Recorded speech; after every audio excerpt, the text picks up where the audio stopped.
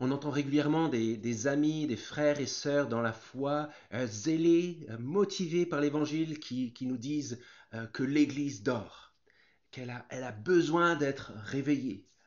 Et c'est parfois notre sentiment à nous. C'est peut-être pour ça que régulièrement, il y a des vagues de prise de conscience où l'on se met à parler tout d'un coup, dans chaque décennie pratiquement, d'un réveil dont l'Église a besoin, dont les Églises ont besoin. On se met à donner des enseignements, à chercher des techniques et des procédés à la mode pour soi-disant réveiller l'Église. Il faut prier plus, il faut prier mieux, il faut prêcher sur le réveil, il faut davantage chanter d'une manière plus dynamique. Beaucoup de gesticulations, beaucoup de manières proposées. Alors, on pourrait dire qu'il se peut que ces envies que les choses bougent soient motivées par un véritable zèle de voir les cœurs des disciples de Jésus battre plus fort pour Jésus, que l'évangile soit courageusement proclamé, que des hommes et des femmes viennent vers Jésus et soient sauvés, que le royaume de Dieu grandisse aussi en nombre. Et c'est ce que nous voulons. D'ailleurs, dans Apocalypse 3, pour ceux qui veulent le regarder, c'est la fin d'Apocalypse 3, le Seigneur Jésus dit lui-même par l'intermédiaire de son messager à l'église de Laodicée, soit froide ou bouillante, mais s'il te plaît, surtout pas tiède. C'est dans Apocalypse 3 au verset 15. Mais attention, parce que les frustrations et les comparaisons, les envies et les jalousies, les jugements se glissent si vite dans toutes ces considérations qui peuvent être légitimes et belles au départ. Euh, on peut facilement se mettre à blâmer notre église locale parce qu'elle n'avance pas comme il faudrait, qu'elle n'a pas la dynamique que je voudrais, qu'elle n'a pas suffisamment le courage pour l'évangile, que ses prédications sont trop soporifiques, etc., etc. Chaque église a ses problématiques.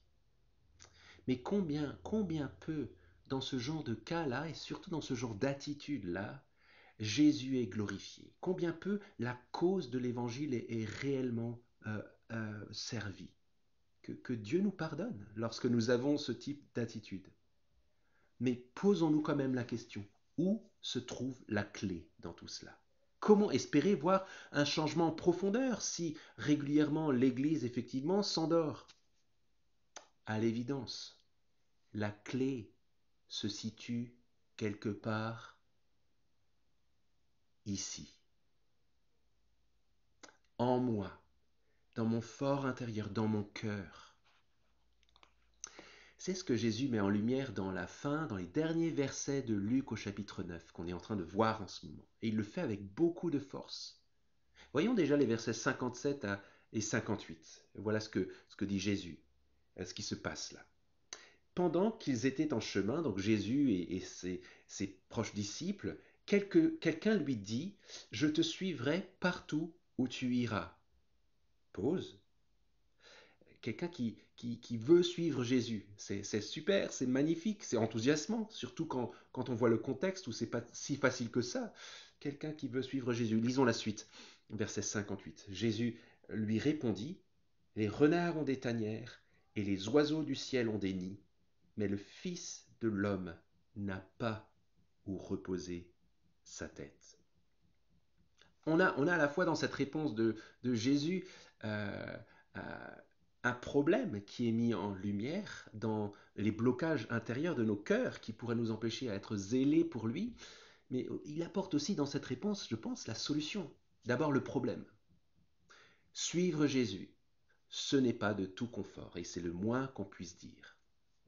Simplement, le confort de ce monde vers lequel nous sommes attirés, il a la puissance de m'endormir, sans que je me rende compte. Un petit peu comme une casserole qu'on mettrait à bouillir, mais quand l'eau est encore froide, on met une grenouille dedans et elle ne se rend pas compte que l'eau est en train de chauffer parce qu'elle s'habitue à la chaleur qui chauffe dans la casserole et au bout d'un moment, elle ne se rend pas compte qu'elle est en danger parce qu'elle n'a pas vu que dans ce bain-là, elle était en train de mourir à petit feu. Oui, le confort dans un bain douillet a la puissance de m'endormir. Et sans que je m'en rende compte forcément. Il a le pouvoir de m'empêcher de me lancer à la suite de Jésus avec zèle et avec courage. Ça, c'est le problème. Et on va en parler dans les défis juste après. Mais Jésus aussi propose la solution dans sa réponse. On relit ce qu'il dit. Le Fils de l'homme n'a pas où reposer sa tête. En d'autres termes, il n'est pas en train de nous balancer à la tête des méthodes ou des choses ou des solutions par rapport à ce problème de nos cœurs et de nos blocages. Il nous tourne le regard vers lui.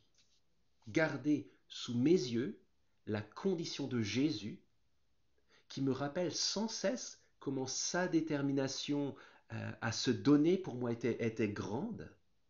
Eh bien, c'est ce qui va faire grandir en moi ce désir de me poser des questions courageuses en rapport avec mon attachement au confort. Et c'est ce qui aussi va me conduire à prendre des décisions audacieuses.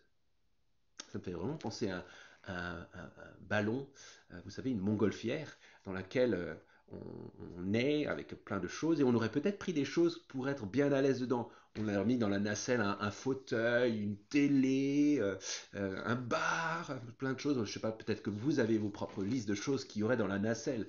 Mais on se rend compte que très vite, c'est quelque chose qui nous empêche de prendre notre envol et de voir la montgolfière prendre son envol. Alors il faut balancer par-dessus bord. Et il n'y a pas d'autre mot. Des choses qui nous alourdissent, qui pourraient être utiles pour notre confort, mais qui ne sont pas nécessaires, qui nous empêchent de prendre notre envol pour la cause de Jésus-Christ. Alors sans pitié, il y a des choses à balancer par-dessus bord. Chacun a ses choses à lui à balancer par-dessus bord. Excusez-moi de l'expression, mais je pense que c'est utile de le dire ici. En tout cas, moi, ça m'aide à prendre une décision forte. Ce qui nous conduit à deux questions, qui sont aussi deux défis, je pense. Comment l'attraction du confort se manifeste chez moi? Et elle ne se manifeste pas chez tout le monde de la même manière.